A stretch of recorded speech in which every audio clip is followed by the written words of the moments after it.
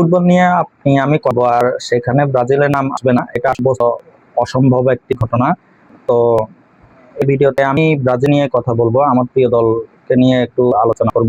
তো যতক্ষণ এই ভিডিও করছি তখন এই মধ্যেই বলা চলে যে বাংলাদেশের সত্যিকারের বিশ্বকাপের যে দামামা সেটা বেজে উঠেছে বা উঠতে যাচ্ছে বলা চলে। কারণ হচ্ছে আজকে এই প্রথম বড় দলগুলোর মধ্যে প্রথমবারের মতো ব্রাজিল মাঠে নামছে বিশ্বকাপে খেলতে।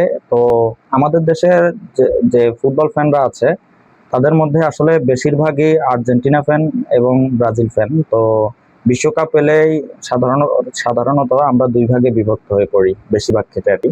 বাকিদেরকেও সমর্থক আছে কম বেশি, কিন্তু সেটা আসলে মানে খুব একটা মানে গ্রহণযোগ্য পর্যায়ের নয়, এটা বলা চলে। তো দেখা যাক, ব্রাজিলকে নিয়ে আসলে অনেকে প্রেডিকশন করছে। তো এর মধ্যে যারা আর্জেন্টিনা ফ্যান তারাও ট্রল করছে, বা মজা করেই হোক বা সত্যিকারে বিশ্বাস করেই হোক, তারা অনেকে প্রেডিকশন দিচ্ছে ব্রাজিল মরক্কোর সাথে প্রথম ম্যাচে 2-0 গোলে হারবে, আবার কেউ বলছে 2-1 হারবে, বা কেউ বলছে 1-0 গোলে হারবে, আবার বলছে 3-0 গোলে হারবে। আসলে খেলা যখন মাঠে গড়াবে তখনই বলা যাবে আসলে ফলাফল কি হতে যাচ্ছে, বা খেলা শেষে সবাই বলতে পারবো যে কি হয়েছে রেজাল্ট। তবে আমি ব্যক্তিগতভাবে মনে করি ব্রাজিল নিজেদের স্বাভাবিক খেলাটা খেলতে পারলে প্রতিপক্ষ আসলে কোনো বিষয় নয়, এই আর কি। তো ব্রাজিলকে নিয়ে এই বিশ্বকাপে আমাদের প্রত্যাশা কতটুকু, বা ব্রাজিলের স্কোয়াড কেমন হলো, বা তাদের বিশ্বকাপ জার্নিটা কেমন হতে পারে, সেটা নিয়ে একটু আলোচনা করব। ব্রাজিল হচ্ছে এই বিশ্বকাপে যে দলগুলো আছে শিরোপা জয় হিসেবে আমরা সম্ভাব্য চ্যাম্পিয়ন হিসেবে বিবেচনা করছি, তাদের মধ্যে আসলে বেশিরভাগই আসলে ব্রাজিলকে রাখছি না। যারা মোটামুটি সিজনাল ফ্যান বলি আর কি, বা ফুটবলটা কম ফলো করেন বা খবরাখবর কম রাখেন, তারা হয়তো ব্রাজিলকে এগিয়ে রাখছেন। তবে আমরা আসলে বেশিরভাগই দেখছি যে ব্রাজিলকে সাধারণত প্রতিবারই সেরা তিন মানে সম্ভাব্য বিজয়ী তালিকায় রাখলে সেরা তিনের মধ্যেই রাখা হয়, এবং বেশিরভাগ সময়ে সেটা প্রথম পজিশনে থাকে ব্রাজিল, অথবা কদাচিৎ 2 বা 3-এ থাকে। সেরা 5 তো এর মধ্যে থাকে। সে জায়গায় এবার আমি তো ব্রাজিলকে এবার সেরা 5-এ রাখছি না আপাতত। এর মধ্যে এর জন্য আসলে কতগুলো কারণ দায়ী, তো সেগুলো নিয়ে একটু কথা বলবো। ব্রাজিলকে আসলে এবার টপ ফেভারিটের তালিকায় না রাখার একটা বড় কারণ হচ্ছে আসলে ব্রাজিলের 22 বিশ্বকাপের পর থেকে দলটি যেভাবে গ্রো করার কথা ছিল সেভাবে গ্রো করেনি। 22 বিশ্বকাপে ব্রাজিলের যে স্কোয়াডটা ছিল সেটা আসলে দুর্দান্ত একটা স্কোয়াড ছিল, কিন্তু তখন ওই স্কোয়াডটাকে আসলে শেষ পর্যন্ত সঠিকভাবে খেলাতে পারেনি, বা বলা চলে যে তাদের একটু ভুলের জন্যই তারা বিশ্বকাপ থেকে কোয়ার্টার থেকে ছিটকে গিয়েছিল, কোয়ার্টার ফাইনাল থেকে। তারা 113 মিনিটের দিকে মনে হয় নেইমার যে গোলটি করেছিল, সলো গোলটি, এটা করার পর ব্রাজিল আরো আক্রমণাত্মক হয়ে গিয়েছিল। তখন কিন্তু ব্রাজিলের এত আক্রমণাত্মক হওয়ার কোনো দরকার ছিল না। সেই সুযোগে ক্রোয়েশিয়া গোলটি পরিশোধ করে দেয়, এবং 117 মিনিটের দিকে সম্ভবত, যদি আমার ভুল না হয়ে থাকে। এবং এর ফলশ্রুতিতে পরবর্তীতে টাই ব্রেকে গিয়ে ব্রাজিল হেরে যায়। এবং ওই বিশ্বকাপের মানে আর্জেন্টিনার এক খেলোয়াড়, এখন আমার মনে আছে, পত্রিকা দেখেছি, প্লেয়ারের নামটা আমার মনে নেই, কিন্তু তার ভ্রুগুলো একটু, চোখের ভ্রুগুলো একটু লাল বা লালচে টাইপের, চুলগুলো দাড়ি সহ এটা একটু লালচে টাইপের, সম্ভবত নামটা আমার এই মুহূর্তে মনে আসছে না।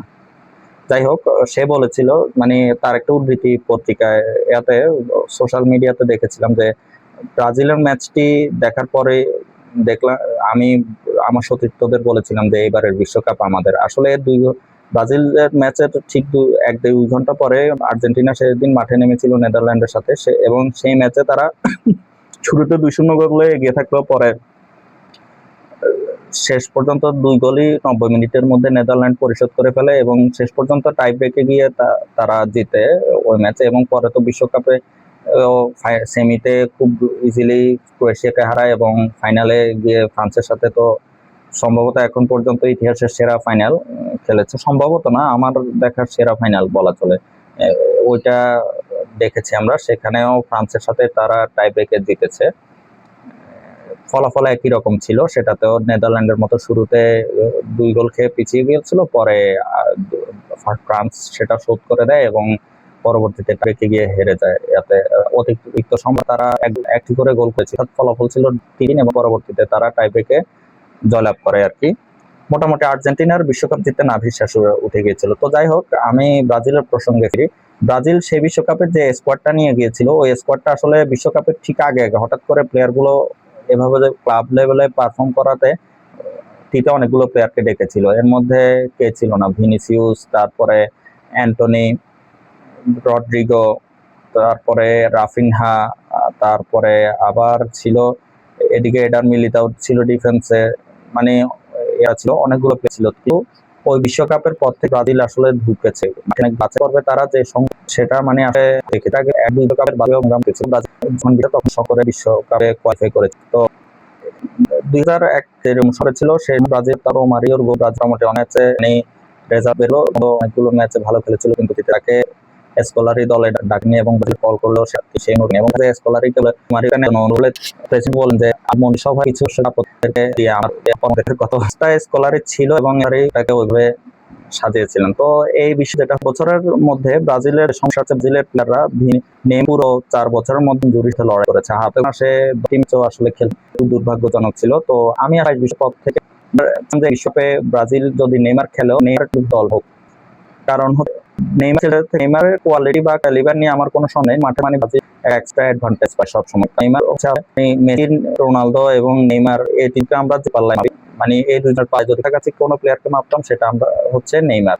তো নেইমারকে আসলে কিছু বলার নেই, সে ব্রাজিলকে দর্শন জিতিয়েছে, তার সাথে গোল্ডেন উপহার প্রথমবার মতো।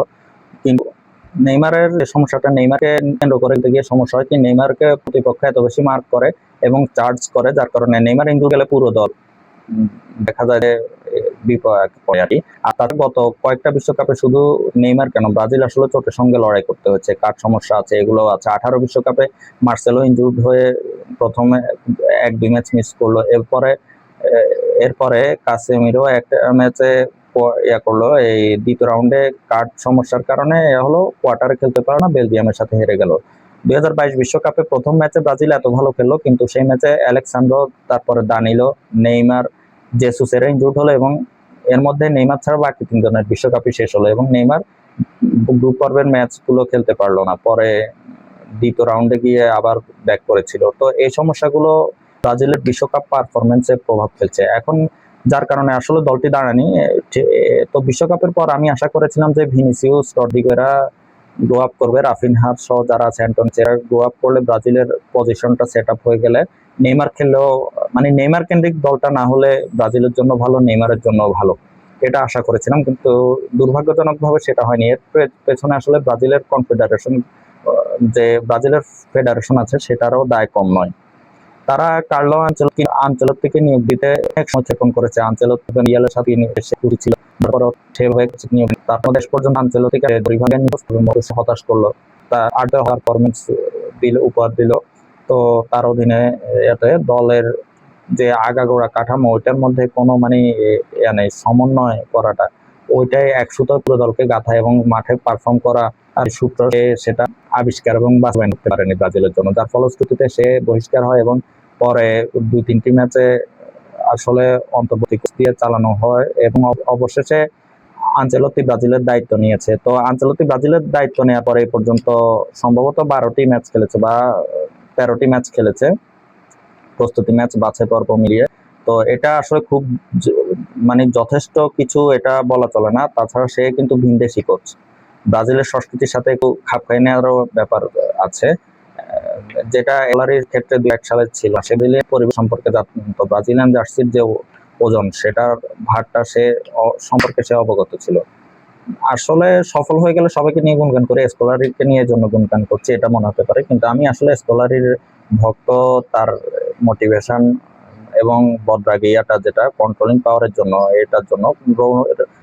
এটা বলছি কেন, 2002 বিশ্বকাপের সাথে তুলনা করছি কেন এটা বলি, স্কলারি যখন পৌঁছায় তখন রিভালদোকে নিয়ে বেশ সমালোচনা চলছিল ব্রাজিলে, তার ব্রাজিলের হয়ে সে সেরাটা দিতে পারে না, ব্লা ব্লা, এসব নিয়ে এসব নানা রকম সমালোচনা চলছিল। তো স্কলারি দায়িত্ব নিয়ে তখন বলেছিল যে যত যাই ঘটুক, যাই কিছু ঘটুক, ব্রাজিলের জার্সি গায়ে পরবর্তী 10টি ম্যাচে রিভালদো অবশ্যই খেলবে। এই কথাটা কিন্তু রিভালদোর যে কনফিডেন্স, এটাকে গ্রো আপ করতে হেল্প করেছিল। এবং রিভালদো বিশ্বকাপ ওই রোনালদো, রিভালদো এবং রোনালদো ছিল, সেটা সারা বিশ্ব দেখেছে। এছাড়াও সে ডিফেন্স লাইনের সামাল দিতে যে পদক্ষেপগুলো নিয়েছিল সেগুলো কাজে লেগেছে, এটা একটা বিষয়। তো এই বিশ্বকাপের সাথে স্কলারি এবং আনচেলত্তির মধ্যে একটা এদিক থেকে একটা মিল আছে বলবো, সেটা হচ্ছে সে আনচেলত্তির কিন্তু বলা হয় যে ম্যান ম্যানেজমেন্টটা টপ নচ, মানে অন্য লেভেলের ম্যানেজমেন্ট। তো এটার কারণে মোটিভেটেড হয় ভালোভাবে। এবং আনচেলত্তি রিয়ালে যখন কোচিং করিয়েছে, তার অধীনে কিন্তু ভিনিসিয়াস, রদ্রিগোরা মানে তাদের সেরাটা দিয়েছিল, তাদের সেরাটা আনচেলত্তির অধীনেই বের হয়ে এসেছে বলা চলে। তো তিনি যখন দায়িত্ব নিয়েছেন, সেই ক্ষেত্রে ভিনিসিয়াসরা যদি উজ্জীবিত হতে পারে, তাহলে ব্রাজিলের জন্য এটা ভালো কিছু বয়ে আনবে বলে মনে করি। ভিনিসিয়াসের কিন্তু ক্যাপাবিলিটি নিয়ে তার হেটারদেরও আমার মনে হয় না সন্দেহ আছে। ভিনিসিয়াস কিন্তু একা ম্যাচ জেতানোর মতো প্লেয়ার এবং বিগ ম্যাচ প্লেয়ার। তো তাকে মোটিভেটেড রাখতে পারলে, তার অনেক সমালোচনা আছে, সেগুলো আমিও মানে একমত যে তার মাঠে অনেক রকম আচরণটাই বর্ণবাদের বিরুদ্ধে প্রতিবাদ করতে গিয়ে সে অতিমাত্রায় এখন যে এক্সপ্রেশন দেয়, এটা আমার নিজেরও পছন্দ না। কিন্তু এটা আমি মনে করি যে ভিনিসিয়াস যদি ক্লিক করে ব্রাজিলের জন্য, সেটা মানে ব্রাজিলের স্কোয়াডের জন্য সেটা এক্সপেক্টর হিসেবে কাজ করবে। এই টিমে যারা আছে তাদের মধ্যে ভিনিসিয়াসের কথা বলতে হবে যে বিগ ম্যাচ প্লেয়ার। আর রাফিনহা তো আছে, রাফিনহা কিন্তু একজন ওয়ার্কহর্স। রাফিনহারও কিন্তু জাতীয় দলের হয়ে খুব একটা ভালো রেকর্ড নেই, এক ম্যাচ ভালো তো পরের ম্যাচে আনাই ফ্লপ। তো রাফিনহা, ভিনিসিয়াস সহ যারা আছে, এই টিমটাকে আসলে মানে টিম হিসেবে খেলার জন্য মোটিভেটেড করা, যেটা এটা আনচেলত্তির পারবে বলে আমি বিশ্বাস করি। যদিও আনচেলত্তির নিয়োগ নিয়ে আমি শুরুতে খুশি ছিলাম না, এবং এখনো যে খুব একটা খুশি তা নয়, কারণ এটা একটা কারণ আছে। এটা হচ্ছে বিশ্বকাপে এখন পর্যন্ত মানে কোনো দেশ বিদেশি কোচ নিয়ে কিন্তু চ্যাম্পিয়ন হতে পারেনি। তো যার কারণে মানে আমি এটা নিয়ে একটু অখুশি। তো আসলে ইতিহাস তো আসলে নতুন করে লেখা হয়। এখন কোচ যেহেতু আনচেলত্তিকে নিয়োগ দেয়াই হয়েছে, সেই ক্ষেত্রে তো আর কিছু করার নেই। এবং কিন্তু আনচেলত্তির ক্যালিবার নিয়েও না আসলে নতুন করে কিছু বলার নেই, সেটাও আমি জানি। আনচেলত্তির খেলা যেটা আছে, সেটা ম্যান ম্যানেজমেন্ট দিয়ে সে মোটামুটি অনেক টেকনিক্যাল কোচকে করে দিতে পারে, আউট করে দিতে পারে ট্যাকটিক্যালি। তো এটা নিয়ে আসলে খুব বেশি আমি এখন আর ভাবছি না। আপাতত চোখ হচ্ছে ব্রাজিলকে সে কিভাবে মোটিভেটেড করতে পারে। তো এই ক্ষেত্রে আসলে যেটা বলবো, এই দলে নেইমার থাকলে একরকম, নেইমার থাকবে কিনা সেটা নিয়ে শুরু থেকে শেষ পর্যন্ত সমালোচনা চলেছিল। তো শেষ পর্যন্ত নেইমারকে রাখা হয়েছে, কিন্তু দুঃখজনক ব্যাপার হচ্ছে নেইমার প্রথমে এবার ব্রাজিলের আছে। তো নেইমার প্রথম ম্যাচে পারবেন, তার মানে হচ্ছে নেইমার খেললো, নেইমারকে আসলে কেন্দ্র করে দল খেলবে এটা চিন্তা করার সুযোগ নেই। কারণ নেইমার আঞ্চলিক ডাক পেলে, স্কোয়াডে ডাক পেলেও কিন্তু এখন দেখা যাক মাঠে ফিরতে পারে, দলে থাকতে পারে কিনা, খেলে আসলে আবার আউট হয়ে যায় বিশ্বকাপ থেকে। তো এখন এক্ষেত্রে যেটা বলবো, ব্রাজিলের স্কোয়াডের দিকে চোখটা বুলালে দেখা যায় যে গোলকিপার হিসেবে যাদেরকে নেওয়া হয়েছে, সেগুলো তারা 22 বিশ্বকাপেও খেলেছে। এটা হচ্ছে অ্যালিসন বেকার, এডারসন, কিন্তু 18 কাপও ছিল। ওভারটন 18 বিশ্বকাপ ছিল, ওভারটন ছিল কিনা আমার সঠিক মনে নেই 18 বিশ্বকাপে, কিন্তু 22 বিশ্বকাপে এই তিনজন গোলকিপারে ছিল। তো এদেরকে নিয়েও আসলে নতুন করে কিছু বলার নেই। ওভারটনকে আসলে মূলত নেওয়া হচ্ছে পেনাল্টি স্পেশালিস্ট হিসেবে। তো এছাড়া ডিফেন্সে যারা আছে, মিনোস, গ্যাব্রিয়েল, গ্লেসন, দানিলা, রিগনেস, এলিওর মধ্যে সোনার কুইনোস, তারপর গ্যাব্রিয়েল, এই দুই সম্ভাবনা একাদশ টাকার সম্ভাবনা হিসেবে। এছাড়া আলেক্সান্দ্রো থাকতে পারলে হিসেবে এটা আসলে পাচ্ছে ব্রাজিল দলে মনে হয় কোচি সে এবং কার্বনে একজন মিডফিল্ডারকে আসছে। এবং এটার একটা কারণ আছে, ডিফেন্ডারের বদলে মিডফিল্ডার নেওয়ার একটা বড় কারণ হচ্ছে ব্রাজিলের কিন্তু আনচেলত্তি মাত্র 5 জন মিডফিল্ডারকে নিয়ে বিশ্বকাপ স্কোয়াড ঘোষণা করেছিলেন। সে মিডফিল্ডারটা হলো ব্রুনো গুইমারেস, তারপরে লুকাস পাকুয়েতা, দানিলোস, ফ্যাবিনহো এবং এডারসনের মধ্যে এড হয়েছে। তো এডারসনকে ওয়েসলির বদলে করা হয়েছে, কিন্তু ওয়েসলি ছিল এই জায়গায় এই মুহূর্তে আসলে একটা রয়ে গেল, ফাঁকা জায়গা রয়ে গেল। তো এটা আসলে আমার ধারণা মানে আনচেলত্তি একটা জিনিস ট্রাই করতে পারে এই ক্ষেত্রে, যে খেলানোর এটা ওই সিস্টেমটা ফলো করতে পারে, তাহলে ব্রাজিলের ডিফেন্সিভ যে এটা ঘাটতিটা এটা ফিল আপ হয়ে গেলে তাহলে ব্রাজিলের যে তারা নেমে সাহায্য যে বিষয়টা এটা তাদের উপর চাপ কমে যাবে। ব্রাজিল 2002 বিশ্বকাপের কথা আবারও টানতে হচ্ছে, স্কলারিও কিন্তু 2002 বিশ্বকাপ একটা 3-man ব্যাকলাইন খেলেছিলেন বা ডিফেন্সিভ মিডফিল্ডার হিসেবে দুইজনকে নামিয়ে দিয়েছিলেন একসঙ্গে। ক্লেভারসনকে অ্যাড করার কারণে ব্রাজিলের রোনালদিনো, রিভালদো বা রোনালদোদের ডিফেন্স নিয়ে চিন্তা করতে হয় না তার নাই, যার কারণে তারা পুরো টুর্নামেন্টে 18 গোলের মধ্যে এই তিনজন মিলে করেছিল 16 গোল। আপনি চিন্তা করতে পারেন মানে এরা কেমন খেলা উপহার দিয়েছিল।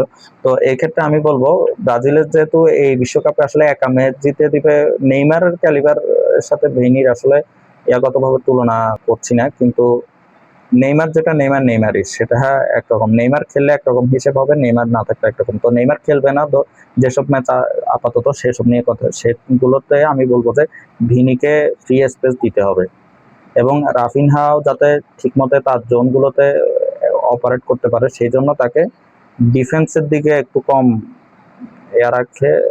রাখলে ব্রাজিল মিডে যে ঘাটতি থাকে, যদি কোনো ঘাটতি থাকে মিডের সাথে ঠিক মতে রাফিনহা ভিনিসিয়াসটা লিঙ্ক আপ করে সেটাকে কভার আপ করতে পারবে আর কি।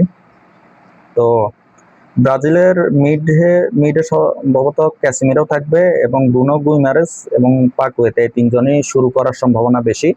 আর হচ্ছে ফরওয়ার্ডে ভিনিসিয়াস, রাফিনহা মোটামুটি নিশ্চিত আমার মনে হয়। আর হচ্ছে ম্যাথিয়াস কুনহা, থিয়াগো এন্ড্রিক, এই তিনজনের মধ্যে লড়াই হবে হচ্ছে কে নাম্বার 9 পজিশনে খেলবে। এই ক্ষেত্রে আমার মনে হয় যে ম্যাথিয়াস কুনহাকে নামানো হতে পারে যদি নেইমার দলে না থাকে, কারণ ম্যাথিয়াস কুনহা নিচে নেমে যে লিঙ্ক আপ প্লেটা অনেকটা হ্যারিকেন স্টাইলে ওল্ড স্কুল ফরওয়ার্ডের যে আপডেট ভার্সন ওইটা সে প্লে করতে পারে, ওই রোলটা খুব ভালোভাবে পারে মোটামুটি, মানে যদি কাজ চালিয়ে নেয় চেয়ে একটু ভালো পারে সেই হিসেবে ওর ক্যালিবার অনুসারে বলবো তার কাজ খুব ভালোভাবে পারে। তো ম্যাথিয়াস কুনহার সম্ভাবনা আমার কাছে মনে হচ্ছে বেশি যদি নেইমার না থাকে, আর নেইমার থাকলে সম্ভবত ইগত থিয়াগোর সম্ভাবনাটা বেশি। আর যদি মানে ওয়ার্ক হর্স হিসেবে একজন লাগবে, কামলা খাটবে বা একটু স্পেস করতে পারবে, গতি কাজে লাগাতে পারবে বা হবে শক্তিশালী এটা, সেটা কিন্তু অ্যান্ড্রিক আছে। অ্যান্ড্রিক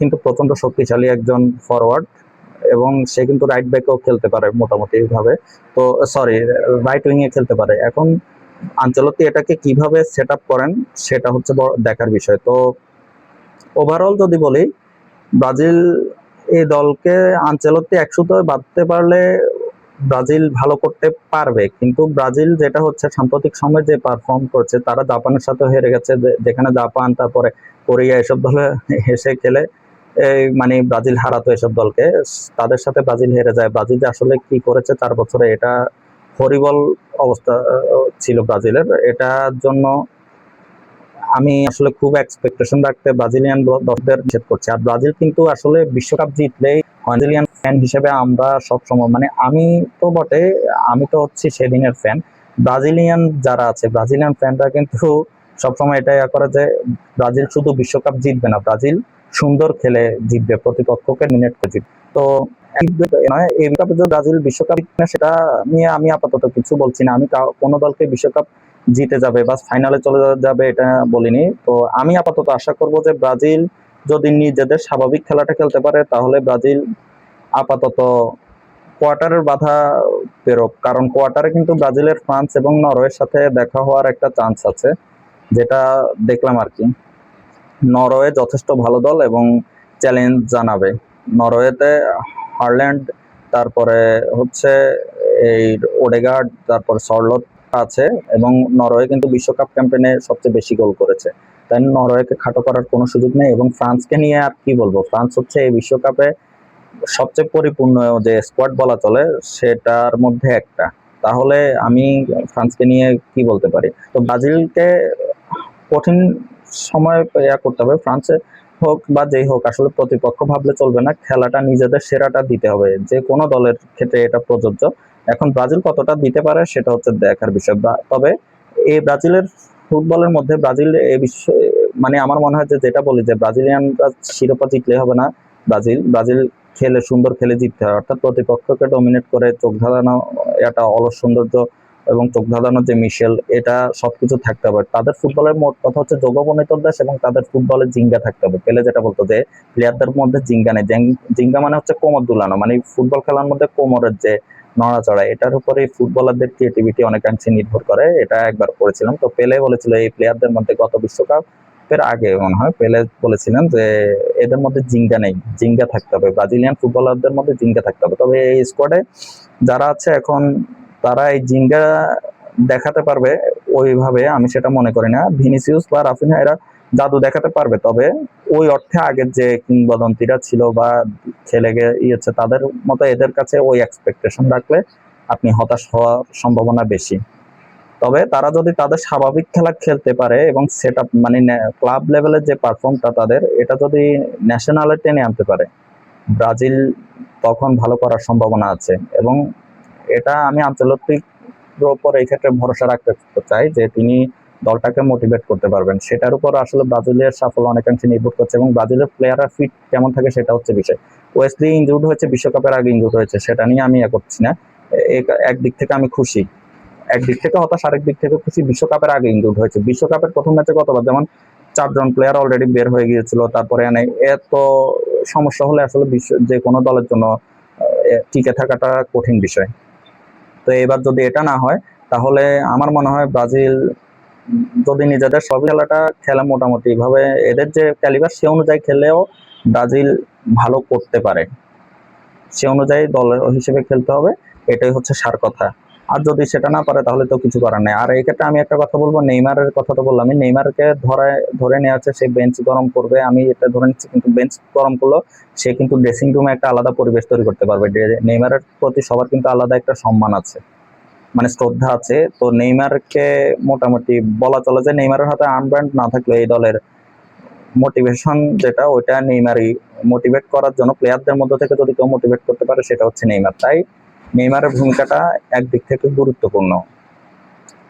এখন দেখা যাক আসলে এই দলটা কেমন করে মাঠে খেলা করালে দেখা যাবে। সে পর্যন্ত সাথেই থাকুন, আর সবাই আমার দ্য স্পোর্টস ল্যাব ইউটিউব চ্যানেলে সাবস্ক্রাইব করে রাখতে পারেন পরবর্তী ভিডিওগুলোর জন্য পাওয়ার জন্য, আর আমার আমার ফেসবুক চ্যানেলে ফলো দিয়ে রাখতে পারেন। ধন্যবাদ, দেখা হবে পরবর্তী কোনো ভিডিওতে।